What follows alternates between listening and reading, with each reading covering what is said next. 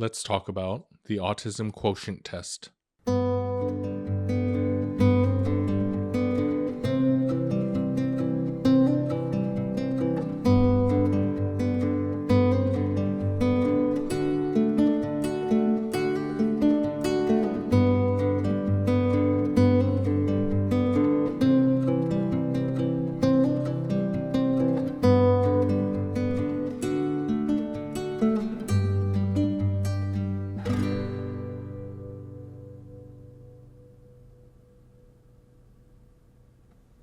Hey folks, welcome to the Autistic Adoptee channel. As the channel name suggests, I am both autistic and I am an adoptee.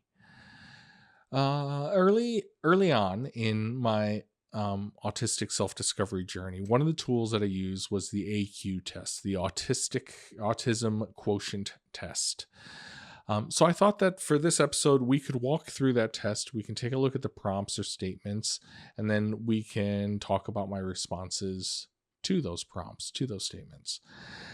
There is about 50 prompts, so it's a little bit of a longer test, and this could potentially turn into a longer-ish video, so I'm going to try to move quickly through them. And I've already retaken the test in the interest of time. I put a link to the test in the description. So if you'd like, you can pause the video here, dramatic pause, and pull it up so that you can follow along with me on the test. Okay, hopefully that was a long enough pause for you to click pause and go pull it up. All right, so we're back, and before we begin, I want to quickly acknowledge that as useful as I found this tool to be, and still find it to be pretty useful, I want to acknowledge that it is 25 years old and it reflects the understanding of autism at that time. And the field of autism and the study of autism has grown since then. So I'll point out some of the prompts that I feel are a bit dated or a bit problematic or a bit badly written or whatever. And the ones that I think that might be based kind of in that old stereotype of autism, that it was primarily a diagnosis for boys who were interested in math, science, numbers, trains, etc. And to quickly give credit and context, I should say that this test was developed in 2001 by Dr. Simon Baron-Cohen, who is a professor at Cambridge University in the United Kingdom. And he also serves as the director of the university's Autism Research Center. In full transparency, I should also mention that he serves as an officer in the National Autistic Society in the UK. And the National Autistic Society has a little bit of a problematic history because in the past it has supported ABA therapy. It has used the puzzle piece logo like Autism Speaks does. And also like Autism Speaks, the National Autistic Society has not always sufficiently included actually autistic voices in its decision-making and policy-making processes. So I'm just putting that out there as a disclaimer. So let's jump into the test itself and start with question number 1, or prompt number 1, which is, I prefer to do things with others rather than on my own. Okay. I definitely disagree with this one. I do not prefer to do things with others. I, of course, have learned to work with others. If I hadn't, my career would not have been as successful as it was. But working with others requires effort and it leaves me drained. I actually prefer to work solo. I definitely prefer to work solo. But being in charge, and I did lead software development teams and stuff like that throughout my career. So being in charge makes working with others far more palatable. Okay, question number 2. I prefer to do things the same way over and over again. This is a hard yes on this one. I've talked in previous videos about my routines and rituals. So there are so many aspects of my life that would go unattended, undone, unstarted if I didn't have a routine built around it in order to get things done. So yeah, I definitely agree with that statement with number 2 there. Number 3, if I try to imagine something, I find it very easy to create a picture in my mind. So this question is a little bit problematic for me. I didn't know any better when I first took this test years ago. But now that I understand more about autism and its history, I know that this prompt is based on the notion that autistic people are very literal people and they lack imagination. So I know what this prompt is fishing for, but I think this prompt is poorly worded.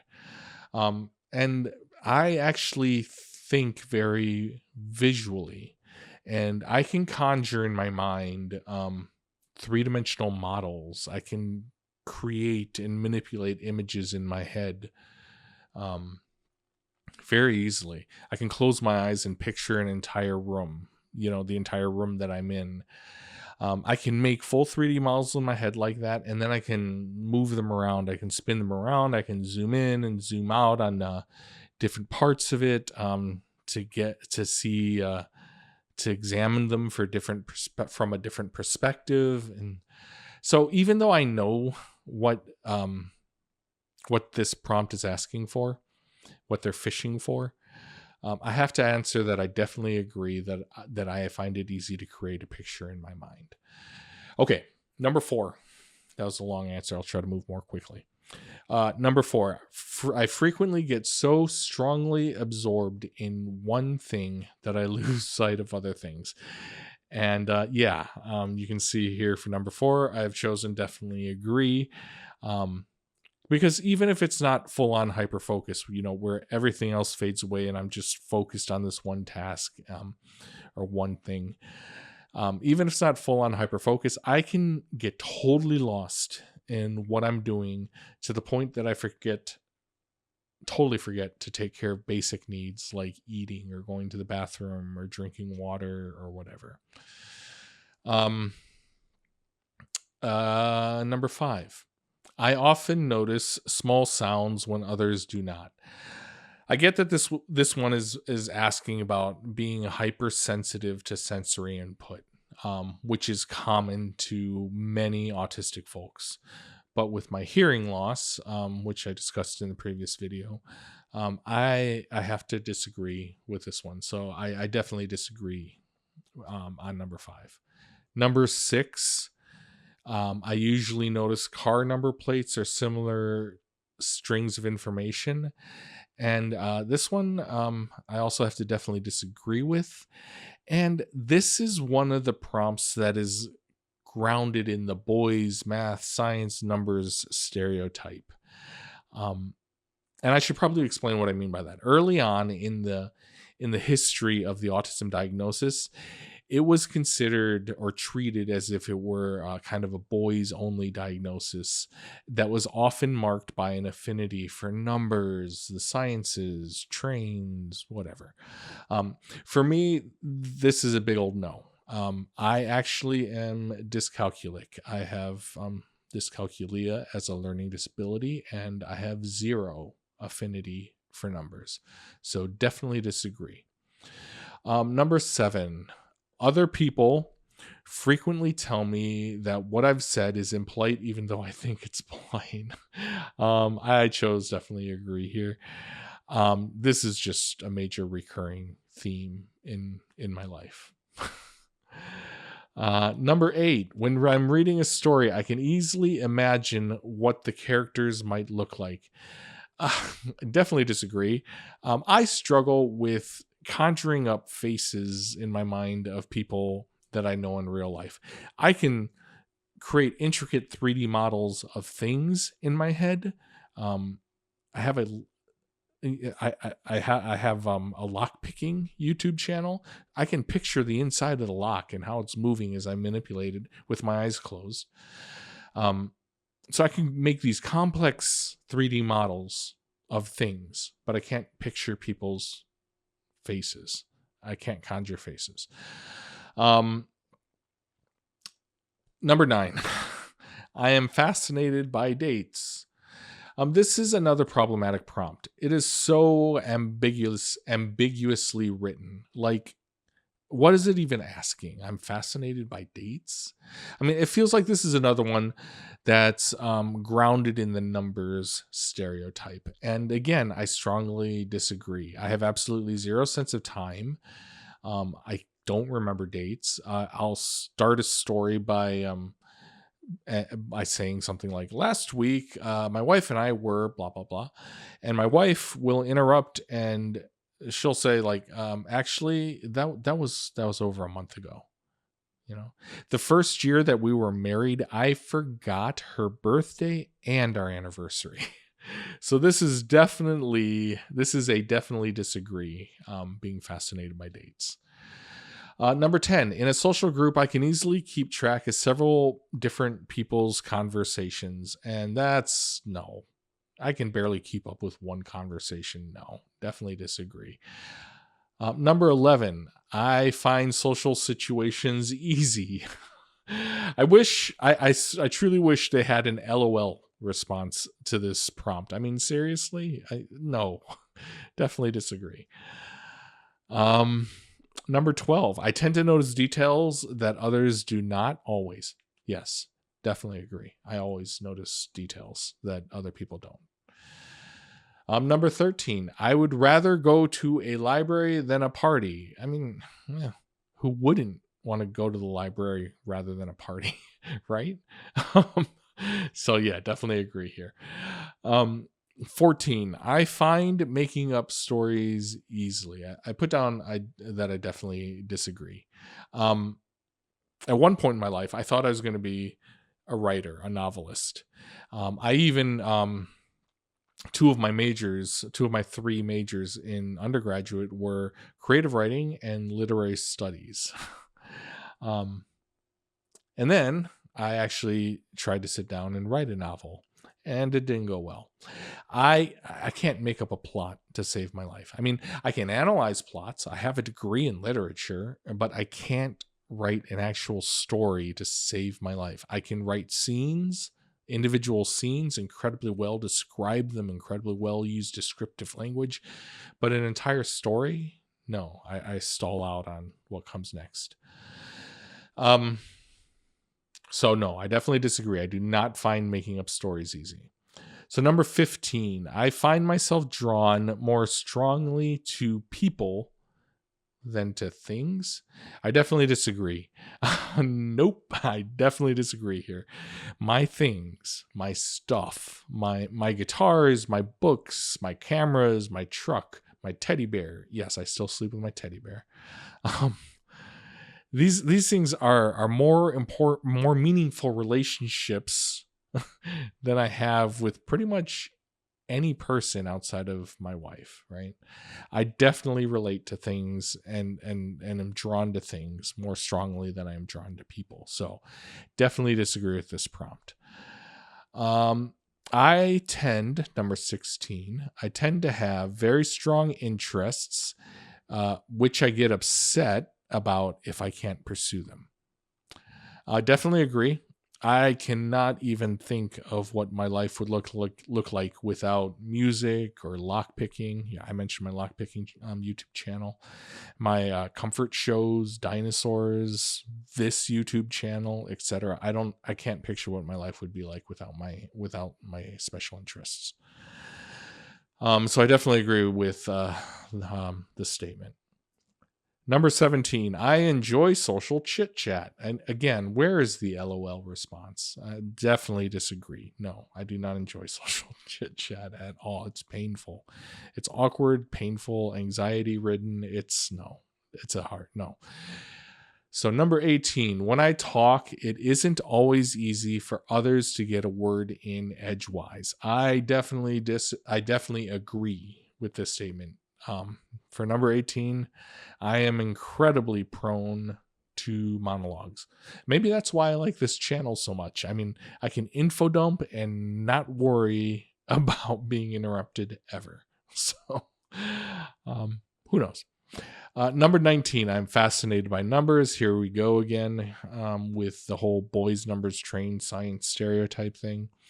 And again, we have the fact that I am dyscalculic thing making me answer no. I definitely disagree here. I am not fascinated by numbers. Number 20, when I'm reading a story, I find it difficult to work out the character's intentions. This one isn't a yes for me, but it's not a strong no either. I like books.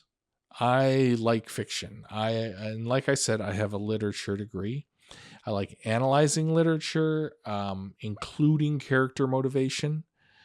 What I don't know is whether or not this is something that I've learned over time or something that came naturally to me. So I'm just saying slightly agree here. 21. I don't particularly enjoy reading fiction. This prompt and the one before it, they're both predicated on the notion that autistic boys mostly are drawn to facts, figures, trained science, math, engineering, etc. And like I said, I actually like fiction. So I definitely disagree. 22. I find it hard to make new friends. I definitely agree with this statement. I have struggled in this area my entire life. I still have this problem. And the friends that I do make all seem to end up burning me eventually. So, yeah. 23. I notice patterns in things all the time. Definitely agree. Yes. Pattern recognition is one of my core strengths. Additionally, my ability to recognize a pattern in one context or subject matter and then turn around and apply it in another context or to another subject area, that is absolutely one of my core strengths. So pattern recognition, noticing patterns, yep, definitely agree. Number 24, I would rather go to the theater than the museum. I'm going with slightly disagree here because I do actually love theater. I graduated high school with honors in technical theater. I love musicals. But when I was a kid and I ran away a lot, libraries and musicians were my refuge. The Chicago Art Institute is one of my favorite places on earth, and that started as a child running away from home. I love the Chicago Art Institute. So I slightly disagree with this statement. I love theater, but I love museums more. Number 25. It does not upset me if my daily routine is disturbed. I definitely disagree. I talked about my routines earlier. So this, so this is a definitely disagree. I need my routines to function. I need them. Number 26, I frequently find that I don't know how to keep a conversation going. I definitely agree. Until I learned how to ask questions to keep people talking, until I learned the technique of asking questions to keep people talking, I was absolutely, completely, 100% inept at conversations. All my conversations were monologues, info dumping on people about my interests. The problem is that even the asking questions tactic fails me a lot of the time. I've had so many people say that they felt like they were being interrogated when all I was trying to do was keep a conversation going. So yeah, I definitely disagree. I definitely agree with this statement. I do not know how to keep a conversation going. 27. I find it easy to read between the lines when someone is talking to me. What? I definitely disagree. I don't read subtext at all. I can't count the number of times that I have told people I am not a mind reader and that they need to tell me what they actually mean.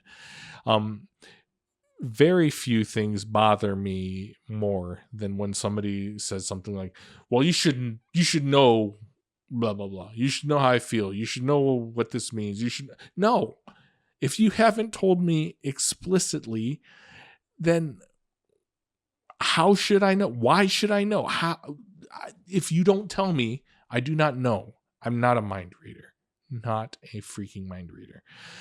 So, rant aside, I definitely disagree that it is easy to read between the lines when somebody's talking to me. Number 28. I usually concentrate more on the whole picture rather than the small details. Okay. So I know the stereotype of autistic people is that they are purely and solely detail focused. They want facts, they want the details, they want the nitty gritty, they want the pieces. But personally, I'd much rather have a full picture for context. So that I can then see how the details, how the individual pieces fit into that context, into that picture. So I definitely disagree. I mean, I definitely agree here that I concentrate more on the whole picture. 29. I am not very good at remembering phone numbers. This is the same dyscalculia issue. I'm dyscalculic. I don't do numbers and I don't get along at all. I definitely agree with this statement. Number 30, I don't usually notice small changes in a situation or a person's appearance. This is a mixed bag, and I think this prompt should not have been written this way to include both situations and people. Because for me, situations, yes, I will notice if things are off, if they aren't following the established patterns. I will notice those small changes, absolutely. People, no. I simply don't pay enough. I don't pay that much attention to people. I really don't. So I'm not going to notice changes in their appearance. So I said slightly disagree to this prompt because, situations, I'm spot on. Okay, 31. I know how to tell if someone listening to me is getting bored. I definitely disagree with this. I have learned over the years how to recognize when I'm losing their interest. But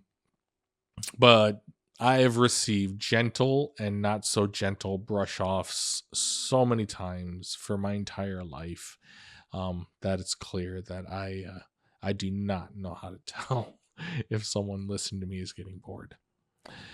32. I find it easy to do more than one thing at once. No, it's not easy. I definitely disagree with this. I am in no way a multitasker. The most I can manage is having music or a show that I don't have to pay that much attention to in the background as background noise while I'm reading or writing or I'm practicing cubing or whatever. So yeah, no, I definitely disagree with this statement. 33. When I talk on the phone, I am not sure when it's my turn to speak. I definitely agree with this statement. I avoid phone calls whenever I can. Unless a phone call is very task oriented, like talking to a business, a bank, or trying to, unless it's very task oriented, I don't know what to say or when to say it. Or I struggle with what to say and when to say it. Number 34, I enjoy doing things spontaneously. I said slightly disagree here because there are times there are times when I enjoy spontaneity. Like I enjoy exploring places without a plan when on vacation. If I'm in a new place, I like going, like for instance, on our honeymoon in Ireland, my wife and I rented a car, and then every morning we would pull out a map, we'd put our finger down on the map, just choose a place at random and drive there. I like exploring new places. But for the most part, I absolutely rely on my routine. So I'm saying that I slightly disagree with this statement. Number 35, I am often the last to understand the point of a joke. This is slightly agree because I've gotten better with this through age and experience. But the more subtle a joke is, the more likely I am to miss it. So, number 36, I find it easy to work out what someone is thinking or feeling just by looking at their face. Nope. This is not a thing. This isn't a thing in my world at all. And not only can I not do this with other people, when other people try to read my face, they almost always get it wrong. The people are like, "Oh, you're upset," and I'm like, "No, I'm not. I'm just thinking." Oh, what was that face about? There wasn't a face. So yeah, no, this isn't a thing. So I definitely disagree with that statement. 37. If there is an interruption, I can switch back to what I was doing very quickly. I definitely disagree with this one. I struggle with transitions. Autistic inertia is a real thing. If I am doing something, even if it's just sitting, staring at a wall, zoning out, I am doing that thing. Transitioning to a different thing is often, almost always so hard for me. This is actually a whole other video talking about transitions and autistic inertia. Okay, 38. So yeah, I definitely disagree with 37. 38. I'm good at social chit chat. Again, I still need the LOL response. I definitely disagree. I'm not good at social chit chat. 39. People often tell me that I keep going on and on about the same thing. I definitely agree with this statement. Before I retired, coworkers would often point this out. Other people, friends, family have pointed this out. People have told me to stop talking to them. At work, it got to the point that I ended up studying their interests, my core group of work acquaintances. I started studying their interests, things like football, the UFC, golf, and things like that. I even joined fantasy football leagues and fantasy golf leagues. Yeah, fantasy golf is a real thing. So that, so I studied these things so that when I info dumped, at least it was a topic that they were interested in. Number 40. When I was young, I used to enjoy playing games involving pretending with other children. Definitely disagree. When I was a kid, other kids playing was one of the most annoying things ever. My very earliest memory actually is being incredibly angry with the other kids who were playing in the sandbox while I was trying to do experiments. So, that is literally my earliest memory. I should tell that story sometime, that full story, maybe in another video. Number 41. I like to collect information about categories and things. Yeah, that's a hard yes. I mean, constantly I categorize things in my head all the time, categorize people, categorize, items. I categorize my stuff. I collect I collect things. I'm a bit of a pack rat. I had trouble letting go of things. So collecting information, collecting things, collecting information about categories of things. Absolutely. Definitely agree here. Number 42. I find it difficult to imagine what it would be like to be someone else. So yeah, I definitely agree with that statement. I do find it difficult. I often wonder what my life might be like if X, Y, and Z. So like, if I didn't have an alcoholic and abusive adoptive father, what would my life have been like? What would I be now? If I didn't have the extensive medical history with my eyes, including a birth defect that led to blah. If I didn't have the situation with my eyes, what would my life be like? What would I be like? Would I be different? Would I be a different person, et cetera, et cetera, et cetera? So yeah, I wonder about those things all the time, but I have extreme trouble actually imagining being someone other than who I am. So I definitely agree with that statement. 43. I like to plan any activities I participate in carefully. At first, I put down that I slightly agree, because I do like to know what's going on, what's going to happen, when it's going to happen. But I don't need everything scripted to the very last detail, right?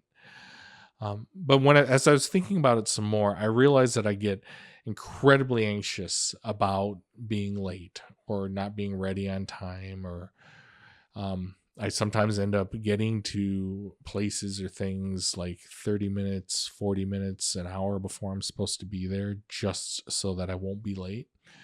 So I'm going with definitely agree here. 44. I enjoy social occasions. Again, we need that LOL response. No, I do not enjoy social occasions. With very few exceptions, I prefer my own company or my wife's company. And that's about it. 45. I find it difficult to work out other people's intentions. Yes, I definitely agree with this statement. I have been burned so badly by people so many times in my life. And then looking back on it, I'm like, how did I miss that? And I feel incredibly stupid that I missed that. But it still keeps happening over and over and over again that I get burned by people. 46. New situations make me anxious. I'm better with new situations. I mean, I've been on this planet for 52 years, so I've experienced more than my fair share of new situations. But yeah, they still get me. I still do get some anxiety around a brand new situation. I get more anxiety leading into it than when I'm actually in it, if that makes sense. So I definitely agree with that statement. 47. I enjoy meeting new people. No, I don't. I really don't. My wife is one of those people who can't go anywhere without running into someone that she knows. And I live in constant fear of having to interact with those people if I'm with her. So, no.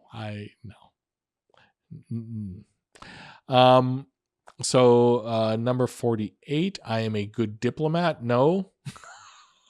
Nope.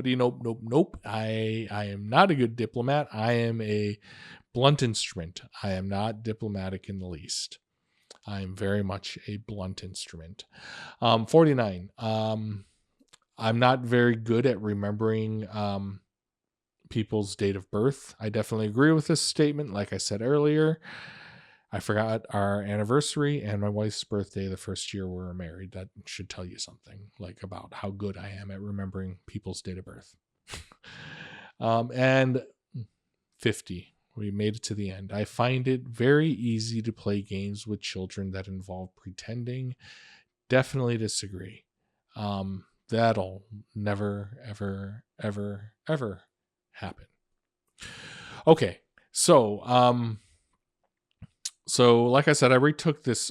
I took this earlier, and I scored. My score is, I'm sitting here at a 40. So what does that mean? So the threshold is 26. Anything greater than 26 indicates that you might be autistic. I think that the numbers are that something like 79% of autistic folks will score around a 36, I think is the number. So I'm above that 79%, sitting here at 40. But, I'm curious to hear from all of you. I've linked the AQ test in the description. If you weren't taking it as you followed along with this video, you can go ahead and take it whenever you want. But I'm curious to hear from all of you. I'm curious to hear what your scores are, what you think of the prompts and statements, and were there any that stood out to you, that resonated with you, that really didn't feel right, or that you and I'm curious about if there's any that you had a really strong reaction to, that you want to share a story around. So anyways, it would be fascinating to hear from all of you. Thank you for making it to the end of this video. Hey folks, thanks for watching. If you liked the video, remember to drop a like and leave a comment or a question down below. If you're new here, subscribe and ring the notification bell for more content like this. Until the next video, keep living your best life and know that you deserve it.